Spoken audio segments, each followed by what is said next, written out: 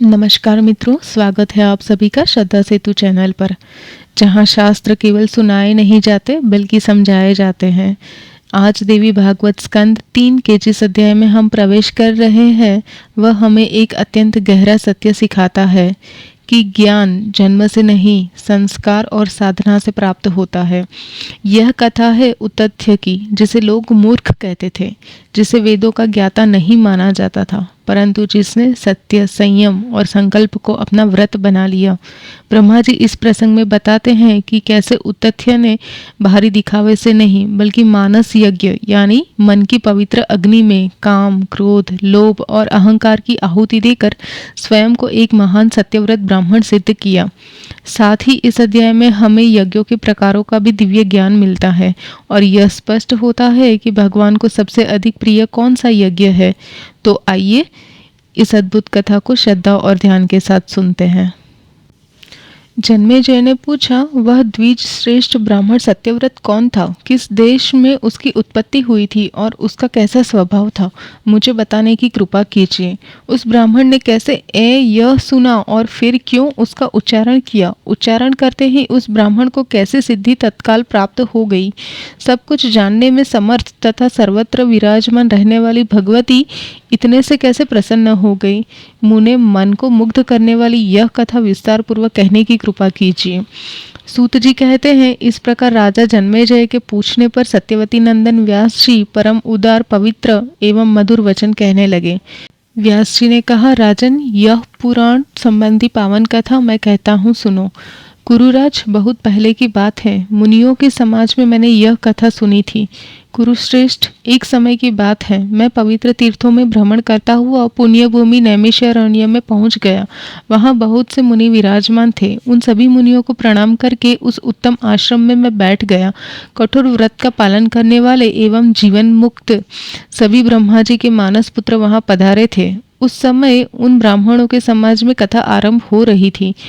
जमदग्नि जी ने सामने बैठकर मुनियों से इस प्रकार पूछा, तपस्या में तत्पर रहने वाले महाभाग मुनियों, ब्रह्मा, विष्णु, रुद्र, इंद्र, अग्नि, वरुण, कुबेर, पवन, त्वष्टा, स्वामी कार्तिकेय, गणेश, सूर्य, अश्विनी कुमार, भग, पूषा, चंद्रमा तथा सभी ग्रह, इन सब में विशेष रूप से किसकी उपासना करनी चाहिए? कौन देवता अभिष्ट फल प्रदान कर सकते हैं? किनकी सुखपूर्वक आराधना की जा सकती है और तुरंत कौन देवता प्रसन्न हो जाते हैं? श्रेष्ठ व्रत में संलग्न रहने वाले महानुभाव मुनियों, आपसे कोई बात छिपी नहीं है, अतः शीघ्र बताने की कृपा कीजिए। इस प्रकार मुनिवर जमदग्नि के पूछने पर लोमश जी ने कहा, जमदग्नि, तुमने यह जो प्रश्न किया है, इस विषय में अब मैं कहता हूँ, सुनो। सभी कल्याणकामी पुरुषों को चाहिए कि वे महाशक्ति की उपासना करें। वे परा प्रकृति, आद्या, सर्वत्र विराजमान और सब कुछ देने वाली कल्याणमयी है। वे ही देवताओं तथा ब्रह्मा आदि महानुभावों की जननी है। आदि प्रकृति होने से संसार रूपी वृक्ष की वे मूल कारण है। स्मरण करने अथवा नाम का उच्चारण करने पर वे अवश्य मनोरथ पूर्ण कर देती है। उनका हृदय दया से ओतप्रोत है। उपासना करने पर वे तुरंत वर देने में तत्पर हो जाती है। मुनिवरों, एक परम पावन कथा कहता हूँ, सुनो। कैसे एक अक्षर के उच्चारण करने से ही ब्राह्मण ने मोक्ष प्राप्त कर लिया था। कौशल देश में देवदत्त नाम से विख्यात कोई एक ब्राह्मण रहता था। उसे संतान नहीं थी। पुत्र प्राप्ति के लिए उसने सविधि पुत्रेष्टि यज्ञ आरंभ किया। तमसा नदी के तट पर जाकर उत्तम यज्ञ मंडप बनाया। यज्ञ कराने में निपुण वेद के पूर्ण ज्ञाता ब्राह्मण बुलाए गए। विधि पूर्वक वेदी बनाई गई। अग्नि की स्थापना की। यो दीजवर देवदत्त विधि पूर्वक पुत्रेष्टि यज्ञ में संलग्न हुआ।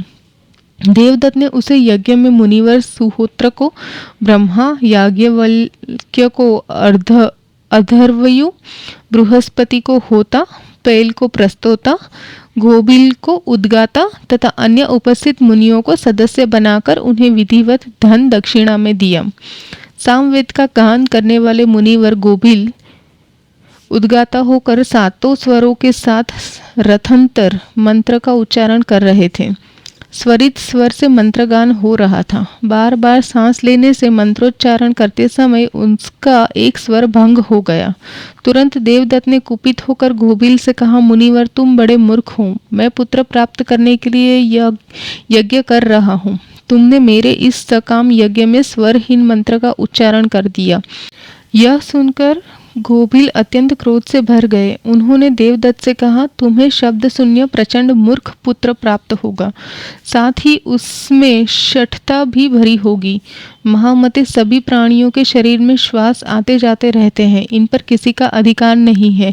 फिर स्वर भंग हो जाने में मेरा कुछ भी अपराध नहीं है, जो तुमने मुझसे ये कटु वचन कह डाले।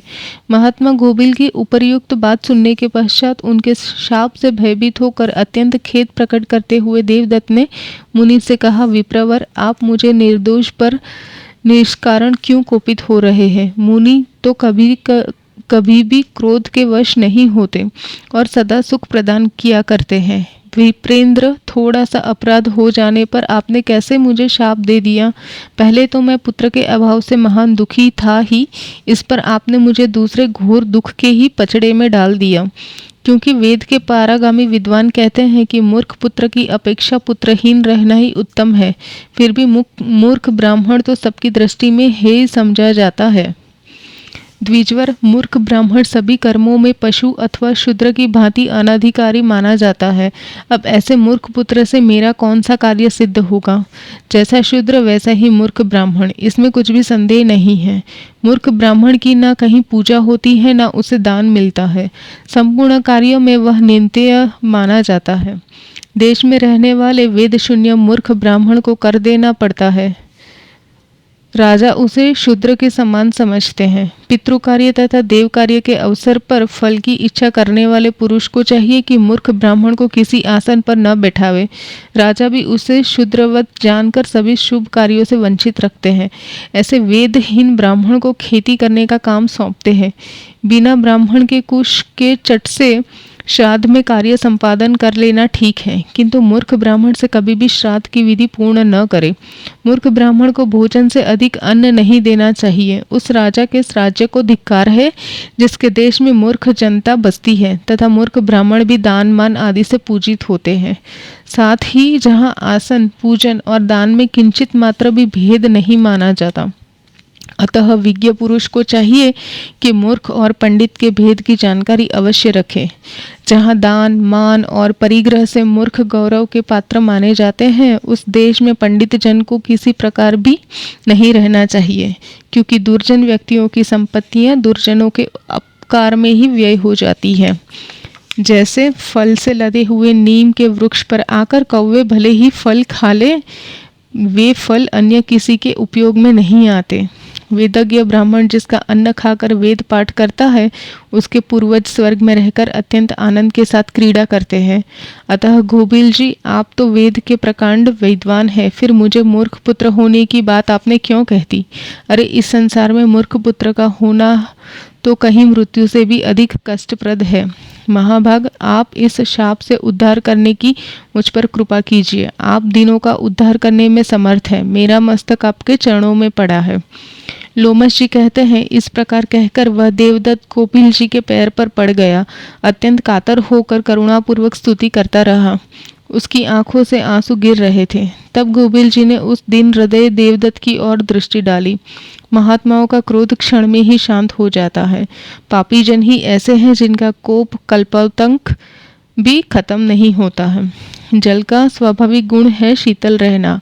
आग पर गर्म करने से वह गर्म भले ही हो जाए, किंतु फिर आग का संयोग हटते ही वह तुरंत ठंडा हो जाता है। गोबिल जी का हृदय दया से भर गया। उन्होंने अत्यंत दुखी देवदत्त से कहा, तुम्हारा पुत्र मूर्ख होकर भी विद्वान भी हो जाएगा, वह बिल्कुल निश्चित बात है। यों वर दे देने पर द्विजवर देवदत्त का मन प्रसन्नता से खिल उठा। यज्ञ की पूर्णाहुति की गई। सभी उपस्थित ब्राह्मण विधि पूर्वक विदा हुए। कुछ समय बीतने के बाद देवदत्त की सुंदरी पतिव्रता स्त्री ने गर्भ धारण किया। ब्राह्मण पत्नी का नाम रोहिणी था। वह रोहिणी के समान ही शुभ लक्षणा थी। देवदत्त ने विधि के साथ गर्भाधान और पुंसवन आदि संस्कार संपन्न किए। उसका श्रृंगार कराया। वेद में कही हुई विधि के अनुसार सीमंतोन्नयन संस्कार किया गया। अपना मनोरथ सफल मानकर अत्यंत प्रसन्न मन से बहुत सा धन दान दिया। शुभ ग्रह का दिन था, नक्षत्र रोहिणी था। उसी शुभ मुहूर्त में उस रोहिणी नामक भार्या ने पुत्र प्रसव किया। दिन में शुभ लग्न में जन्म हुआ। उसी समय ब्राह्मण ने बालक का जात कर्म संस्कार किया। समय अनुसार पुत्र को देखकर नामकरण किया। देवदत्त ने पहले की बातें याद थी। उन्होंने अपने उस पुत्र का नाम उतथ्य रखा। 8वें वर्ष में शुभ योग और शुभ दिन पाकर उन ब्राह्मण देवता ने पुत्र का यज्ञोपवीत संस्कार सविधि संपन्न किया। वेदाध्ययन की विधि उपस्थित होने पर गुरुदेव उतथ्य को पढ़ाने लगे, किंतु उतथ्य के दिमाग में एक शब्द भी नहीं गया और ना ही वो उसका उच्चारण कर पाया। वह मूर्ख की भांति चुपचाप बैठा रहा। फिर पिता ने उसे बहुत तरीके के अलग अलग ढंग से पढ़ाया, किंतु उस मूर्ख की बुद्धि ठीक रास्ते पर नहीं आई। वह मूर्ख के समान पड़ा रहा। फिर तो पिता देवदत्त चिंता के समुद्र में डूबने लगे। 12 वर्षों तक उतथ्य पढ़ने का अभ्यास करता रहा, फिर भी संध्या वंदन करने की विधि तक उसे मालूम न हो सकी। जगत में जितने ब्राह्मण, तपस्वी तथा इतर जन थे, उन सब में इस बात का प्रचार हो गया कि उतथ्य मूर्ख है।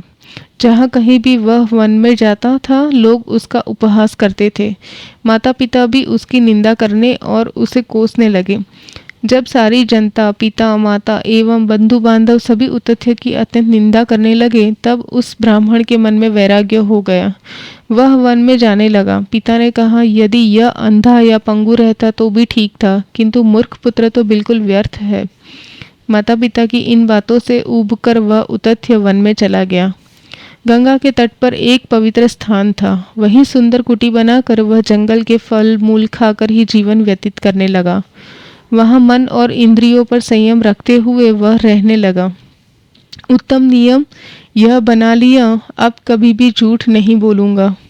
यूं उस सुरम्य आश्रम पर ब्रह्मचर्य पूर्वक उसका समय व्यतीत होने लगा। लोमस जी कहते हैं, वह ब्राह्मण उतथ्य न वेदाध्ययन जानता था और न जप। देवताओं का ध्यान और आराधन कैसे होता है, इसका उसे कुछ भी पता नहीं था।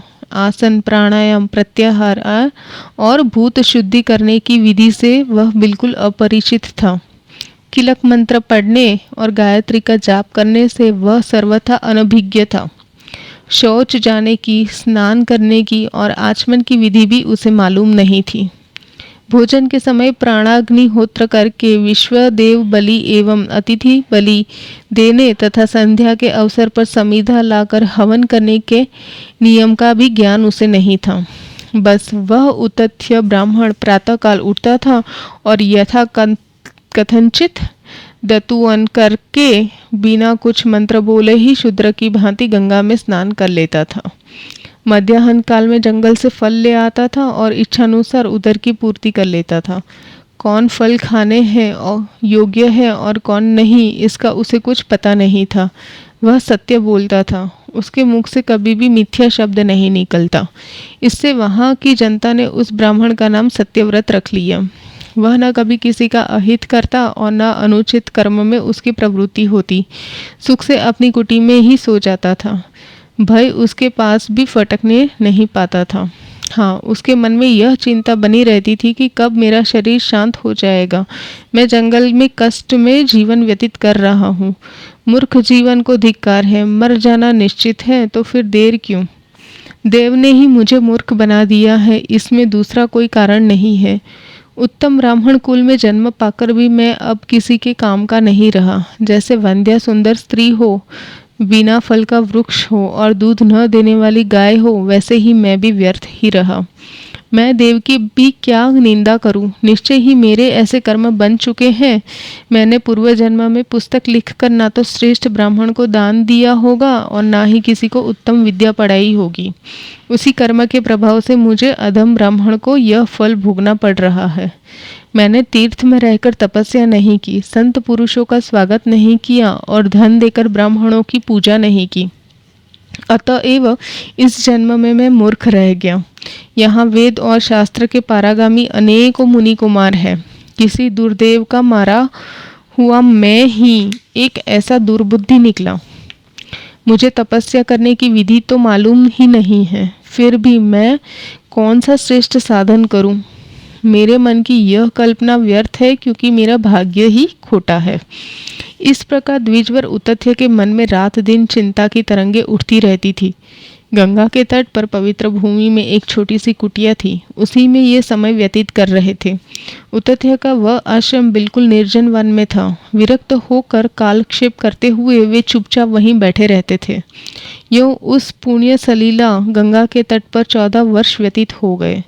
न कोई आराधना की, न जप किया और न किसी मंत्र की जानकारी प्राप्त की। उस वन में रहकर उतथ्य ने केवल समय ही व्यतीत किया।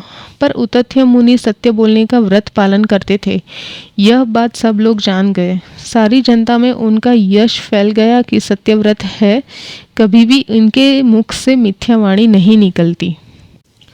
एक समय की बात है, एक महान मूर्ख जंगली आदमी शिकार खेलते हुए वहां आ पहुंचा। उसके हाथ में धनुष बाण थे। उस घोर वन में शिकार करते समय यमराज के समान वह भयंकर जान पड़ता था। उसकी शक्ल सूरत बड़ी डरावनी थी। हिंसा वृत्ति में वह बड़ा ही निपुण था। उस धनुषधारी किरात के बाण से एक सूअर बिंध गया था। अत्यंत भयभीत होकर भागता हुआ वह सूअर बड़ी शीघ्रता से उतथ्य मुनि के पास पहुंचा। जब आश्रम में आया तब सूअर का शरीर थर थर कांप रहा था। उसकी देह रुधिर से लथपथ हो गई थी। दया का वह महान पात्र हो गया था। उस दिनहीन पशु पर उतथ्य मुनि की दृष्टि पड़ गई। रुधिर से भीगे शरीर वाला वह सूअर मुनि के सामने से ही दौड़ा जा रहा था।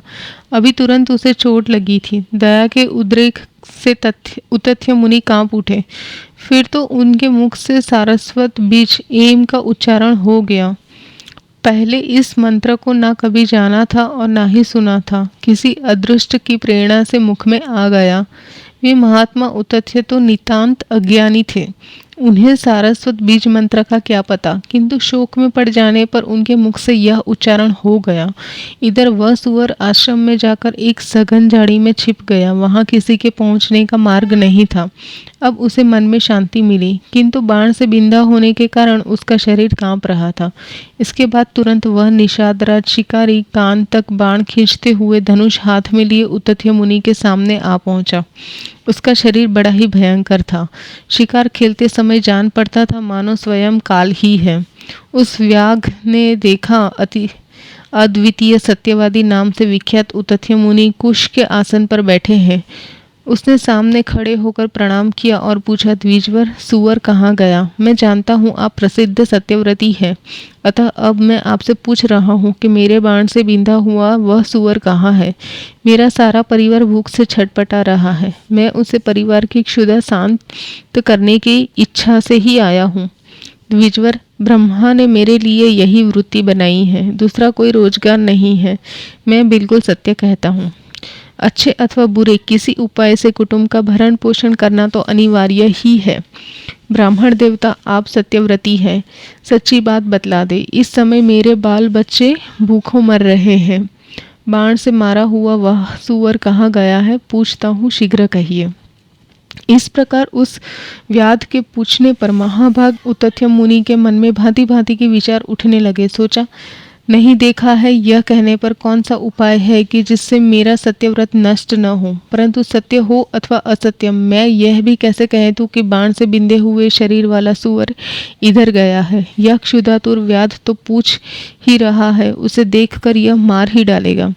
वह सत्य नहीं है जिसमें हिंसा भरी हो। यदि दया युक्त हो तो अनृत भी सत्य ही कहा जाता है। जिससे मनुष्यों का हित होता है वही सत्य है, उसे असत्य नहीं कहा जाता। दोनों विरुद्ध पक्ष है। इस स्थिति में मेरा हित कैसे हो?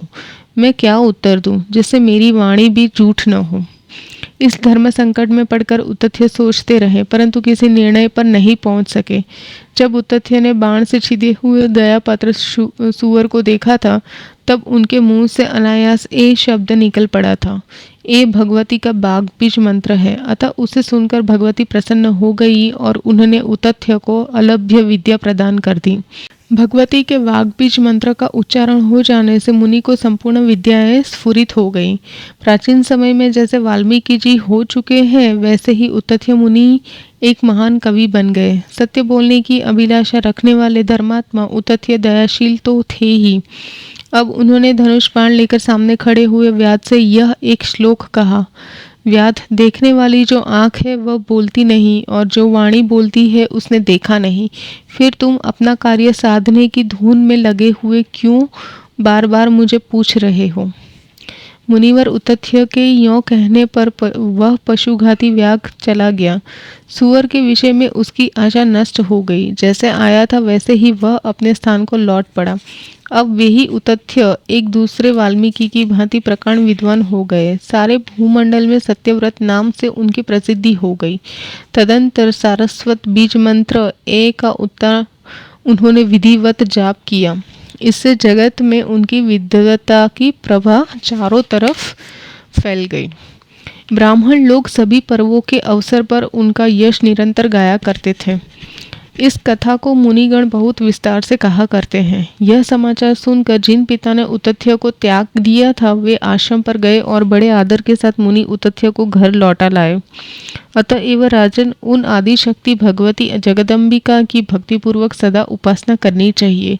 वे पराशक्ति ही सारे जगत की कारण है। महाराज, इसलिए अब तुम वेद में कथित विधि के अनुसार उन भगवती का यज्ञ आरंभ करो। निश्चय ही वह यज्ञ सभी समय संपूर्ण मनोरथ पूर्ण कर देता है। यह बात पहले कही जा चुकी है और ये सच है। भक्तिपूर्वक स्मरण, पूजा, ध्यान, नामोच्चारण एवं स्तवन करने पर भगवती अभिलषित प्रयोजनों को सिद्ध कर देती है। इसी से लोग उन्हें कामदा कहते हैं।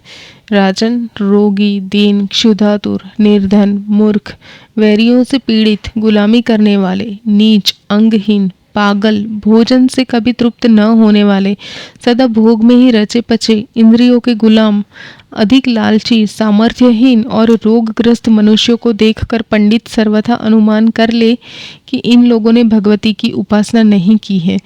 साथ ही जो संपत्तिशाली है, पुत्र पौत्र से संपन्न है, शरीर से हृष्ट पुष्ट है, सभी भोगों से युक्त है, वेदवादी है, राजलक्ष्मी से सुशोभित है, शूरवीर है, अपने भाई बंधुओं से भरे पूरे है तथा सारे शुभ लक्षणों से युक्त है, उन पुरुषों को देखकर पंडित जन अनुमान कर ले कि इन लोगों ने संपूर्ण मनोरथ सफल करने वाली कल्याणमयी भगवती की आराधना की है। यूं व्यतिरेक और अन्वय दोनों प्रकार से विचार कर लेना चाहिए। इस जगत में सुखियों को देखकर निश्चय कर लेना चाहिए कि निश्चय ही इन्होंने जगदम्बिका की निरंतर उपासना की है, इसीलिए ये सुखी है। व्यास जी कहते हैं, राजन, नैमिषारण्य क्षेत्र में मुनि मंडली बैठी थी। उस समय लोमश जी के मुख से भगवती का यह उत्तम महात्मा मैंने सुना था। राजेंद्र, तुम इसे भली भांति विचार करके परम भक्ति और प्रेम के साथ भगवती की निरंतर आराधना में संलग्न हो जाओ। मित्रों, आगे यज्ञों के प्रकार के बारे में और मानस यज्ञ की महत्ता के बारे में सुनते हैं। आइए। राजा जन्मेजय ने कहा, प्रभु, आप भगवती जगदम्बिका के अनुष्ठान की समीचीन विधि बतलाने की कृपा कीजिए, जिसे सुनकर अपनी शक्ति के अनुसार सावधानी से मैं आराधना में लग जाऊं। पूजन की विधि, मंत्र और हवन की सामग्री सभी बता दे। कितने ब्राह्मण होने चाहिए और कितनी दक्षिणा दी जाए। व्यास जी कहते हैं, राजन सुनो, मैं भगवती के यज्ञ का सविधि वर्णन करता हूँ। अनुष्ठान विधि से यह यज्ञ सदा 3 प्रकार के समझने चाहिए: सात्विक, राजस और तामस। मुनियों के लिए सात्विक, राजाओं के लिए राजस और राक्षसों के लिए तामस होते हैं। ज्ञानी एवं वैरागियों के लिए ज्ञानमय यज्ञ कहा गया है। तुम्हें और भी विस्तार से बतलाता हूँ। देश, काल, द्रव्य, मंत्र, ब्राह्मण और श्राद्ध जहाँ सात्विक हो, अर्थात काशी आदि पवित्र स्थान, उत्तरायण का समय, न्याय से कमाया हुआ द्रव्य, वैदिक मंत्र, क्षत्रिय ब्राह्मण और आस्तिक की श्रद्धा हो, उसे सात्विक यज्ञ कहते हैं। राजन, यदि द्रव्य शुद्धि, क्रिया शुद्धि और मंत्र शुद्धि से यज्ञ संपन्न हो तो पूर्ण फल प्राप्त होता है। इसमें कोई संदेह की बात नहीं है। अन्याय से उपार्जन किए हुए द्रव्य द्वारा जो पुण्य कार्य किया जाता है वह ना तो इस लोक में कीर्ति दे सकता है और ना परलोक में ही उससे कुछ फल मिलता है। अतएव इस लोक में यश और परलोक में सुख पाने के लिए न्याय से कमाए हुए धन के द्वारा ही सदा पुण्य कार्य करना चाहिए। राजेंद्र, तुम्हारे सामने की बात है। पांडवों ने सर्वोत्तम राजसूय यज्ञ किया था। समाप्ति के समय प्रचुर दक्षिणाएं बांटी गई थी। उस यज्ञ में यादवेश्वर भगवान श्री कृष्ण स्वयं पधारे थे।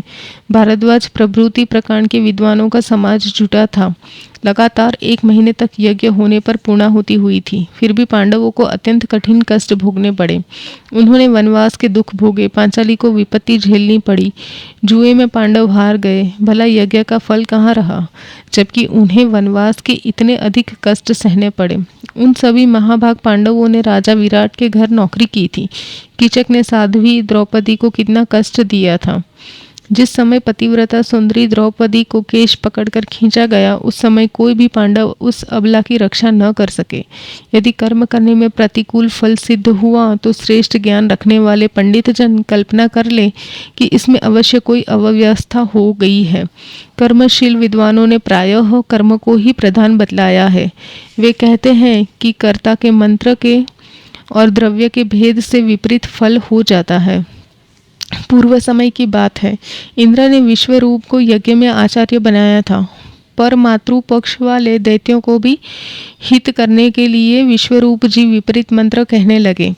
देवताओं और दानवों का कल्याण हो, बार बार यूँ कहकर उन्होंने मातृपक्ष वाले जो असुर थे उनकी भी रक्षा करनी चाहिए। दैत्यों को रुष्ट पृष्ठ देखकर इंद्र कुपित हो उठे। तदंतर देवराज ने तुरंत वज्र से विश्वरूप का मस्तक धड़ से अलग कर दिया। इससे यह निसंदेह सिद्ध हो जाता है कि कर्ता के भेद से विपरीत फल होता है। यदि इसे न माने तो ठीक नहीं, क्योंकि पांचाल नरेश राजा द्रुपद ने क्रोध के आवेश में आकर द्रोण को मारने वाला पुत्र उत्पन्न होने के लिए यज्ञ किया। फलस्वरूप धृष्टद्युम्न की उत्पत्ति हुई। साथ ही यज्ञ विधि से द्रौपदी नामक कन्या का भी जन्म हो गया। प्राचीन समय की बात है, जब राजा दशरथ को एक भी संतान नहीं थी, तब उन्होंने पुत्रेष्टि यज्ञ किया। इससे उन्हें 4 पुत्र हुए। यह युक्तिपूर्वक क्रिया करने पर यज्ञ सर्वथा सिद्धि प्रदान कर सकता है। राजन, सभी तरह से सिद्ध हो गया है कि कर्म में कुछ भी गड़बड़ी होने पर फल सिद्धि में प्रतिकूलता आ ही जाती है। पांडवों के यज्ञ में भी कोई न कोई अनुचित कार्य अवश्य हो गया था, जिसके फलस्वरूप उन्हें विपरीत भोग भोगने पड़े। जुए में उनकी हार हो गई। राजन, धर्मनंदन महाराज युधिष्ठिर जैसे सत्यवादी थे, वैसे महारानी द्रौपदी भी साध्वी थी। अन्य सभी भाई भी बड़े पवित्र आत्मा थे, किंतु उनका धन अन्यायोपार्जित था। इसी से क्रिया में विगुणता आ गई थी, अथवा यह भी कह सकते हैं कि उन्होंने अभिमान पूर्वक यज्ञ किया था, जिससे दोष सामने आ गया। महाराज, सात्विक यज्ञों को तो बड़ा ही दुर्लभ बताया गया है। वानप्रस्थी मुनि लोग ही इस यज्ञ को कर सकते हैं। राजन, जो तपस्या में तत्पर रहने वाले मुनि प्रतिदिन सात्विक भोजन करते हैं, जंगली पका हुआ फल जो उनके हितकारक हो वही ग्रहण करते हैं, खीर बनाकर मंत्रपूर्वक हवन करते हैं, यज्ञ में पशु बांधने के लिए खम्भ नहीं रखते, अर्थात पशु बलि तो करते ही नहीं, श्रद्धा अधिक रखते हैं, ऐसे ही यज्ञों को परम सात्विक कहा गया है।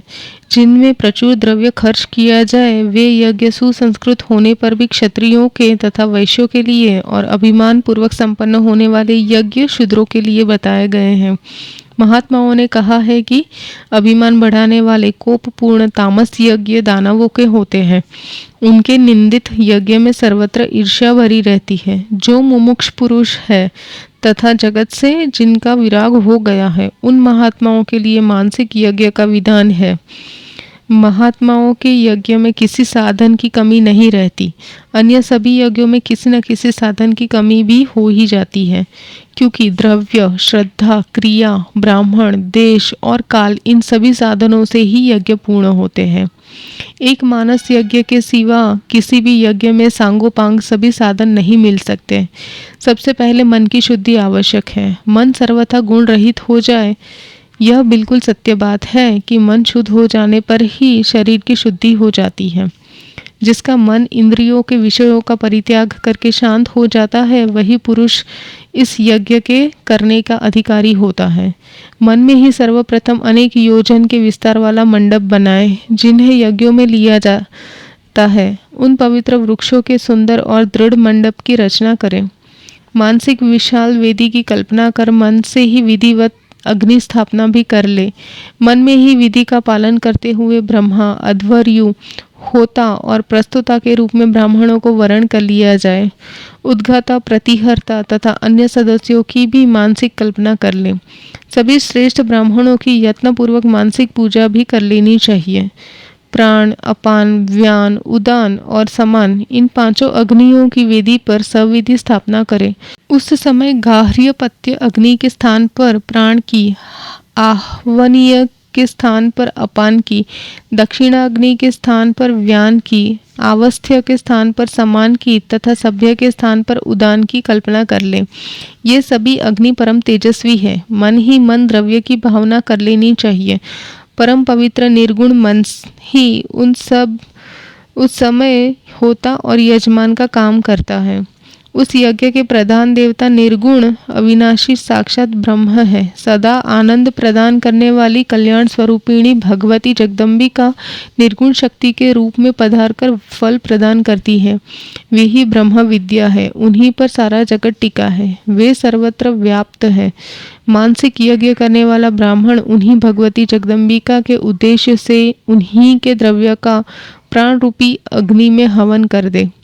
राजन, फिर चित्त को निरालम करने के पश्चात प्राणों को भी सुषुम्ना मार्ग से नित्य ब्रह्म में होम दे। स्वयं अपने अनुभव से यह काम कर लेना चाहिए। तदंतर शांत चित्त से समाधि लगाकर पर ब्रह्म स्वरूपा भगवती परमेश्वरी का ध्यान करे। जिस समय पुरुष संपूर्ण प्राणियों में परब्रह्म विराजमान है तथा परब्रह्म में ही सारे प्राणी हैं, यूं देखने लगता है, तब उसे परम मंगलमयी भगवती जगदम्बिका की झांकी होने लगती है। भगवती का श्री विग्रह सत्य, चित्त और आनंद से परिपूर्ण है। उनके दर्शन हो जाने पर पुरुष ब्रह्मज्ञानी हो जाता है। राजन, उस समय उस पुरुष के माइक सभी कार्य जल भून जाते हैं। केवल प्रारब्ध भोगने के लिए वह शरीर धारण किए रहता है। तात, ऐसे जीवन मुक्त पुरुष मरने के पश्चात परम धाम में चले जाते हैं। जो भगवती जगदम्बिका की उपासना करता है वह कृतकृत्य हो जाता है। उसके कोई कार्य शेष नहीं रह जाते। अतएव संपूर्ण प्रयत्न करने के बाद गुरुदेव के कथानुसार अखिल भूमंडल की अधिष्ठात्री भगवती जगदम्बिका का ध्यान, उनके गुणों का श्रवण तथा मनन करना चाहिए।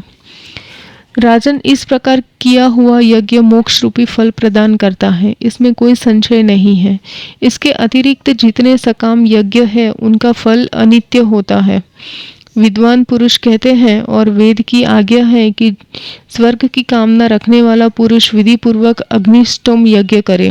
यह ठीक है, किंतु मेरी समझ से पुण्य समाप्त हो जाने पर फिर उन्हें मर्त्यलोक में आना ही पड़ता है।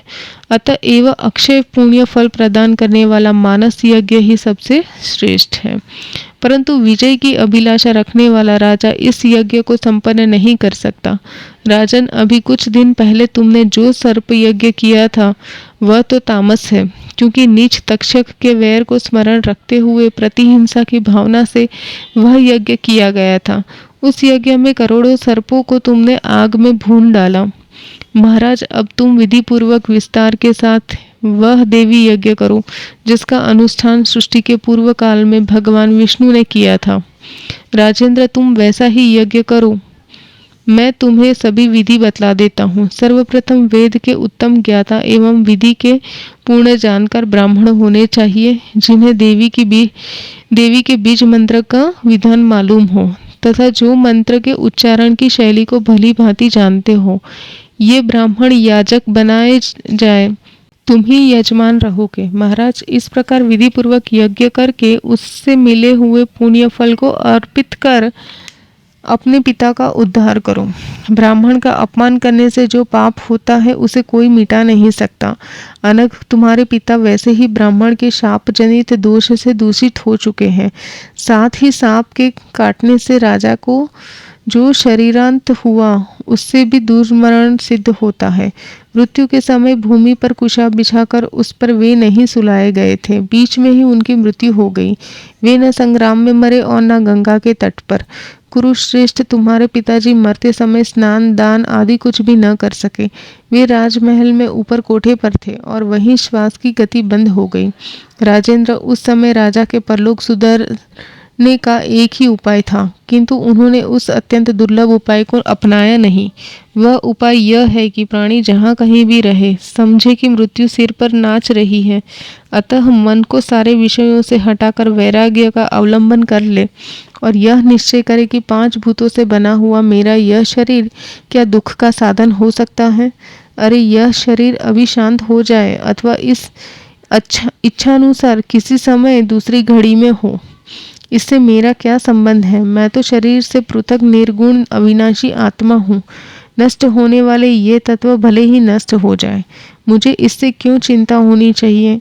निसंदेह मैं सदा स्थिर रहने वाला विकार शून्य ब्रह्मा हूँ, ना कि संसारी। देह से मेरा जो संबंध भासता है, इसमें कर्म भोग ही कारण है। वे अच्छे बुरे सभी कर्म मुझसे भिन्न है। सुख और दुख के साधन होने से मानव देह के साथ उनका संबंध प्रतीत होता है। वास्तव में तो मैं इस अत्यंत भयावह दुखालय संसार से अलग हूँ। इस प्रकार चिंतन करते हुए मरने वाला प्राणी स्नान दान आदि सभी सत्क्रियाओं से वंचित ही क्यों न रहा हो, उसे पुनः जन्म लेने का दुख भोगना नहीं पड़ता। यही सबसे उत्तम साधन कहा गया है। यह योगियों के लिए भी दुर्लभ है। राजेंद्र, ब्राह्मण ने तुम्हारे पिता को शाप दे दिया। यह सुनकर भी राजा ने वैराग्य का आश्रय नहीं लिया। औषध, मणि, मंत्र और उत्तम से उत्तम यंत्रों का संग्रह किया। एक बड़े ऊंचे महल पर रहने की व्यवस्था की। परिणाम यह हुआ, वे कोठे पर थे, वहीं सांप ने काटने से उनके प्राण निकल गए। अतः राजेंद्र, तुम अपने पिता के उद्धार के सत्कार्य में संलग्न हो जाओ। सूत जी कहते हैं, अपार तेजस्वी व्यास जी के मुख से यह वचन सुनकर जन्मेजय दुख से अत्यंत घबरा उठे। उनकी आंखों से आंसुओं की धाराएं गिरने लगी। उन्होंने कहा, मेरे इस जीवन को धिक्कार है। क्या करूं जिससे इसी क्षण उत्तरानंदन मेरे पिताजी दिव्य स्वर्ग के अधिकारी बन जाएं। मित्रों, इसी के साथ 12 अध्याय समाप्त हुए। मित्रों, इस दिव्य कथा से हमें एक अमूल्य शिक्षा मिलती है कि सच्चा ब्राह्मण वह नहीं है जो केवल यज्ञ करता है, बल्कि वह है जो अपने मन को यज्ञ कुंड बनाता है।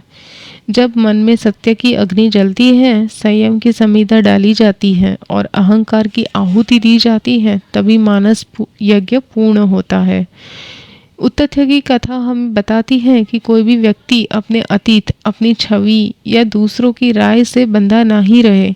यदि संकल्प शुद्ध हो तो मूर्ख भी महात्मा बन सकता है। मित्रों, अगले एपिसोड में हम और गहरे आध्यात्मिक रहस्यों में प्रवेश करेंगे, जहां साधना, भक्ति और ज्ञान का समन्वय स्पष्ट होगा। मित्रों, यदि यह कथा आपके हृदय को स्पर्श करे तो कृपया लाइक और शेयर ज़रूर करें और श्रद्धा सेतु को सब्सक्राइब करके इस दिव्य यात्रा का हिस्सा बने। जय माता दी।